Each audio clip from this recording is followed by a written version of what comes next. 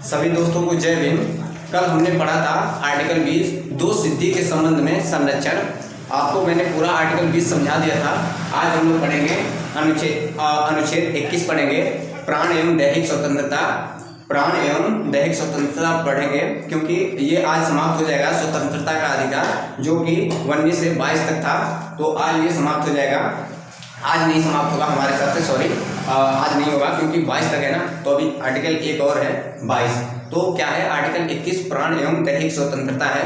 आप लोग इसको बहुत बाकायदे से समझिएगा कि प्राण एवं दैहिक स्वतंत्रता, इसको मैंने प्राण और दैहिक स्वतंत्रता को दो भागों में विभाजित किया है। प्राण को 3 भागों में है और दैहिक स्वतंत्रता को भी 3 भागों में विभाजित किया है। आप लोग देखिएगा कि इसको जैसे कि प्राण एवं दैहिक स्वतंत्रता 3 भागों में विभाजित किया है। तो पहला कौन सा है? पर्यावरण। क्या है? पहला पर्यावरण है। तो पर्यावरण क्या है आपको बता दें कि जैसे कि इसका अर्थ समझिएगा। पेपर में तो सिंपल सा पूछ देता है कि आर्टिकल 21 क्या है, वो छोटे मोटे पेपरों में तो पूछ देता है प्राण एवं दैहिक स्वतंत्रता किस आर्टिकल में, तो आर्टिकल 21 में। लेकिन इसके अंदर गहराई में समझिए, इसको 3 भागों में विभाजित किया गया है। पर्यावरण, पहला कि पर्यावरण का मतलब क्या होता है? प्राण का मतलब होता है पर्यावरण।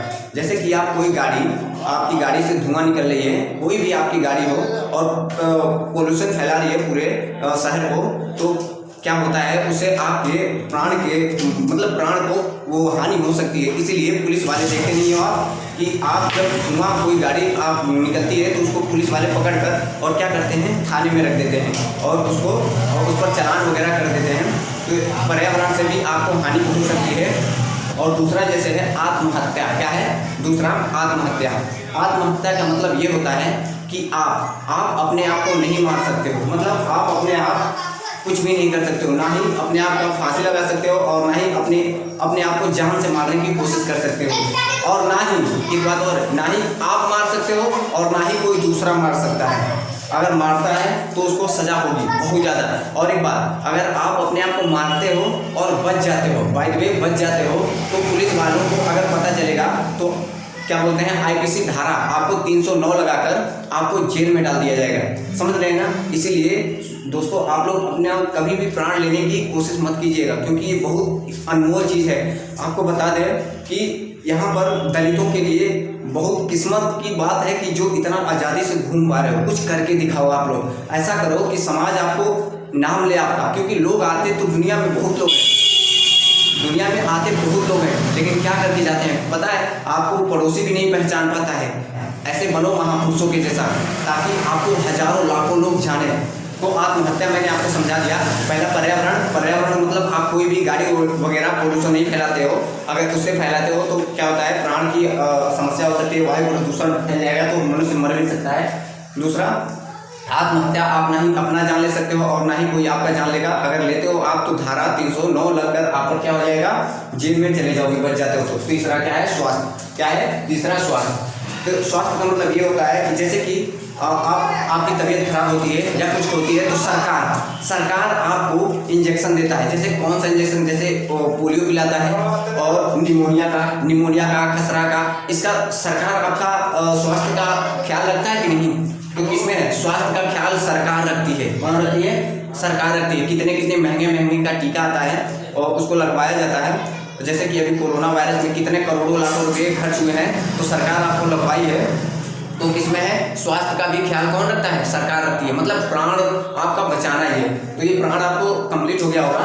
अब आते हैं दैहिक स्वतंत्रता, मतलब पर्सनल लिबर्टी। क्या है? Personal liberty. तो इसमें क्या है, ध्यान से सुनिएगा। इसको भी मैंने 3 भागों में विभाजित किया है। पहला जैसे एकांतर का अधिकार, एकांतरवाद का अधिकार। एकांतरवाद का अधिकार का मतलब ये होता है कि आप अकेले कुछ भी, मतलब कहीं भी अकेले सिंगल रह सकते हो और पर्सनल किसी से मतलब रखो या ना रखो, इसी का होता है एकांतरवाद का अधिकार। पेपर में पूछा था कि एकांतरवाद का अधिकार किस आर्टिकल में है?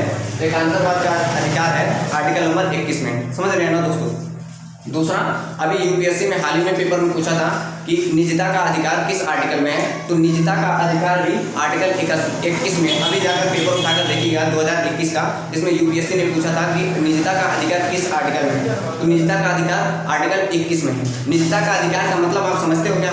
निजता का मतलब ये होता है कि कुछ भी अपना पर्सनल जो चीज़ है, पासवर्ड वगैरह ये सब अपना पर्सनल रख सकते हो। निजी, निजी का मतलब खुद का, किसी से मतलब नहीं है। निजी पासवर्ड वगैरह कुछ रख सकते हो, कोई इसमें रोक टोक नहीं करेगा। तो निजता का अधिकार आपको समझ में आया होगा। और तीसरा क्या है?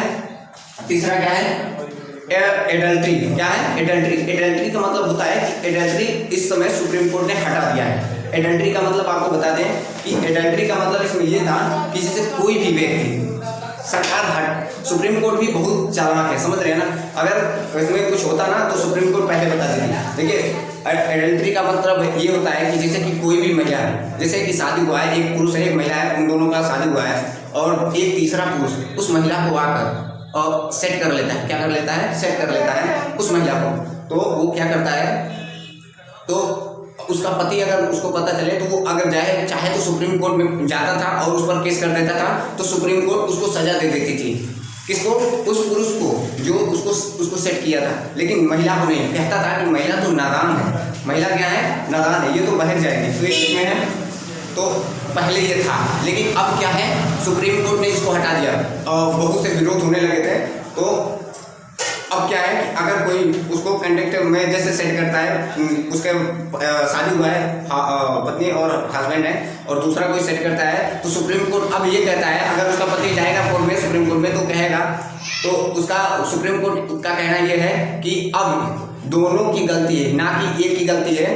अब इसमें सुप्रीम कोर्ट ने क्या कर दिया, दोनों को गलती ठहराता है, ना कि एक को, और कहता है कि अगर इनको अगर राजी हैं तो आप चाहो तो इसको तलाक दे सकते हो। और इसी बात पर लेकर अगर हस्बैंड भी चाहता है इस बात को लेकर तो अपनी बीवी को तलाक देना चाहे तो ये तलाक दे सकता है। तो ये था, ये तीनों बात। दैहिक स्वतंत्रता, आप अपना खुद का पर्सनल कुछ भी कर सकते हो। मैंने बताया था पर्यावरण, आत्महत्या और स्वास्थ्य। पर्यावरण का मतलब गाड़ी वगैरह पोल्यूशन नहीं फैलाना, नहीं तो मनुष्य को क्या बोलते हैं कि प्रदूषण फैल जाएगा तो आत्म हो जाएगा, तो पुलिस वाले इसलिए उसको जेल में डाल देते हैं। दूसरा क्या है? आत्महत्या। आत्महत्या का मतलब ना ही अपना प्राण आप खुद ले सकते हो और ना ही दूसरा आपका प्राण ले सकता है, ये आत्महत्या हो गया। ये बच जाओगे तो आपको धारा IPC धारा 309 के तहत आपको पुलिस वाले जेल में डाल देंगे। तीसरा स्वास्थ्य है। सरकार आपको कितना खर्च देती है, जैसे कि वैक्सीन वगैरह लगवाती है, तो आपके स्वास्थ्य के बारे में ही तो रखती है ना, तो स्वास्थ्य हो गया। इसमें दैहिक स्वतंत्रता, रिवीजन करवा रहे हैं आपको। एकांतरवाद का संबंध है, जैसे कि एकांतरवाद का अधिकार, आप कहीं भी अकेले भी पर्सनल कहीं भी रह सकते हो, कोई फर्क नहीं पड़ता है किसी को।